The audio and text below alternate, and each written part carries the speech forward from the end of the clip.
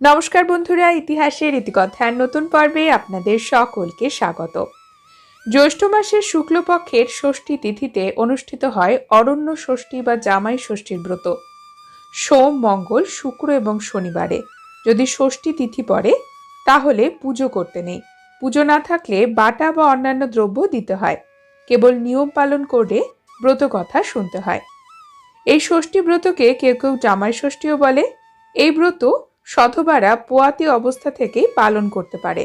তবে আইবুড়ো মহিলারা অর্থাৎ যাদের বিয়ে হয়নি সেই সকল নারীরা এই ব্রত করতে পারে না।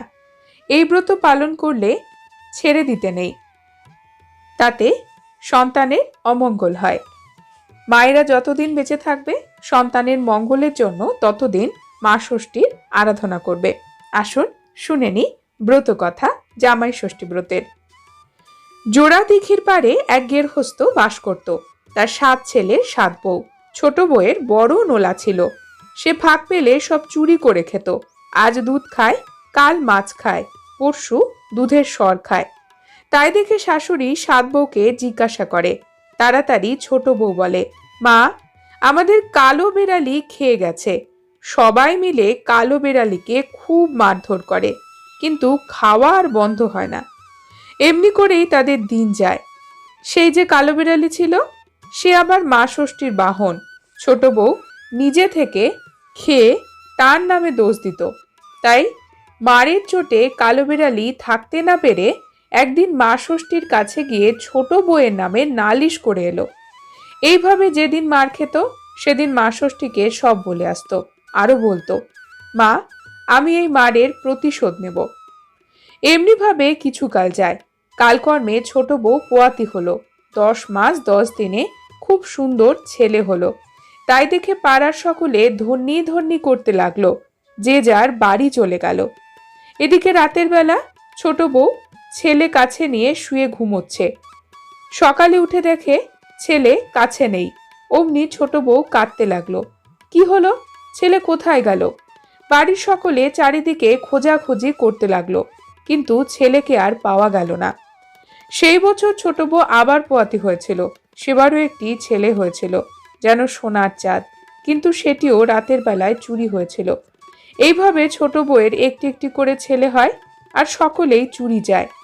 এরকম ভুতুরে কাণ্ড দেখে পাড়ার সকলে বামুন গিন্নিকে বললে, এ কি আশ্চর্য মা, রোগ নেই বালাই নেই, মার কোলের কাছ থেকে ছেলে চলে যায়, এ কিরকম আশ্চর্য কথা মা। আবার কেউ বলে, ও ছোট বউ বড় রাক্ষসী হবে, রাতে নিজেই খায় আর সকালে উঠে মায়া কান্না কেঁদে সবাইকে ভুলিয়ে দেয়। আড়াল থেকে ছোট বউ সব শুনলে মনে তার বড় দুঃখ হলো। আবার সে সময় ছোট বউ 9 মাসের পোয়াতি হলো। সে মনে মনে প্রতিজ্ঞা করলে সে এবার সন্তান হলে আর কিছুতেই ঘুমোবে না। দেখতে দেখতে 10 মাস 10 দিনে ছোট বউয়ের একটি পরমা সুন্দরী মেয়ে হলো। সে মনে দুঃখে সমস্ত রাত মেয়েকে নিজের কাছে নিয়ে ঠায় জেগে শুয়ে রইল। এইভাবে 3 রাত কেটে গেল। কিন্তু 4 দিনের দিন রাত্রিবেলা ছোট বউয়ের একটু তন্দ্রা ভাব এসেছে। অমনি তার মনে হলো কে যেন মেয়ে তুলে নিয়ে যাচ্ছে। সে চোখ চেয়ে দেখে সেই কালো বিড়ালিটা মেয়েটাকে মুখে করে নিয়ে ঘর থেকে বেরিয়ে যাচ্ছে। ছোট বউ ধরফর করে উঠে নিজের হাতের বালা ছুঁড়ে মারল। বিড়ালির মাথা কেটে গেল, রক্ত ঝরে পড়তে লাগলো। তবু সে মেয়েকে নিয়ে ছুটতে লাগলো, আর ছোট বউও বেড়ালির পিছু পিছু ছুটতে লাগলো। শেষে একটা বনের মধ্যে বেড়ালি ঢুকে গেল। সে আর দেখতে পেল না। সে তখন রক্তের দাগ ধরে যেতে যেতে দেখতে পেল তার সামনে একটি মস্ত বড় বট গাছ, আর তার তলায় মা ষষ্ঠী বসে আছেন। মার চারপাশে ঘিরে সোনার চাঁদের মতো কত ছেলে মেয়ে খেলা করছে। আর সেই কালো বিড়ালি মেয়েটাকে মার কোলে দিয়ে বললে, এই দেখো মা, বামুনদের ছোট বউয়ের কাণ্ড দেখো, আমায় হাতের বালা ছুঁড়ে মেরে মাথা ফাটিয়ে দিয়েছে। মা ষষ্ঠী তাই দেখে পদ্মহস্ত সেখানে বুলিয়ে দিলেন। অমনি রক্ত ঝরা বন্ধ হয়ে গেল। দূর থেকে ছোট বউ তাই না দেখে কাঁদতে কাঁদতে মা ষষ্ঠীর পায়ে আছাড় খেয়ে পড়ল আর বলল, দেখো মা, ওই বেরলি আমার 6টি ছেলে আর এই মেয়েকে চুরি করে এনেছে। তুমি মা, বেড়ালিকে বলো আমার ছেলে মেয়েকে ফিরিয়ে দিতে। সে কথা শুনে মা ষষ্ঠী বললেন, তুমি বাছা জানো না যে বেড়ালি আমার বাহন, তুমি নিজে চুরি করে দুধ খাও, মাছ খাও, সব খেয়ে বেড়ালির নামে দোষ দিয়ে ওকে মার খাইয়েছ, নিজেও মেরেছ। এখন বাছা কাঁদছ কেন? ছোট বউ তখন মার কাছে ক্ষমা চাইলে। মা ষষ্ঠী বললেন, আমার কাছে বলে কি হবে? আগে বেড়ালির পায়ে ধরে ক্ষমা চাও, ঘাট মেনে নাও, তবেই ছেলে পাবে, নইলে নয়। ছোট বউ মার কথা মতো বেড়ালির কাছে ক্ষমা চাইলে, কত আদর করলে, তারপর ঘাট স্বীকার করলে। তখন বেড়ালি ছোট বউয়ের ওপর সদয় হলো। তখন মা ষষ্ঠী ছোট ছোট 6টি ছেলেকে আর সেই মেয়েকে ছোট বউকে দিয়ে বললেন, এই নাও বাছা, তোমার ছেলে মেয়ে। আর কখনো বেড়ালিকে মারবে না, গায়ে হাত দেবে না, ঝাঁটা লাঠি তুলবে না, নিজে খেয়ে বেড়ালির নামে মিথ্যে দোষ দেবে না। আর প্রতি জ্যৈষ্ঠ মাসের শুক্লপক্ষের ষষ্ঠীতে বটের ডাল দিয়ে পিটুলির বালার কালো বেড়ালি করবে। তারপর সকল রকম ফল দিয়ে বাটা সাজাবে। আর প্রতি পোয়াতি 6টি সাদা পান, 6টি গোটা সুপুরি, 6টি কাঁঠালি কলা, 6টি বাতাসা দিয়ে বাটা সাজাবে। তারপর আমার পুজো দেবে। আর তেল হলুদ ডাবের জল দিয়ে বটের ডালকে নামাবে। 6টি বাঁশপাতায় হলুদে ছোপানো কাপড়ে জড়িয়ে ঘটের সামনে রেখে দেবে।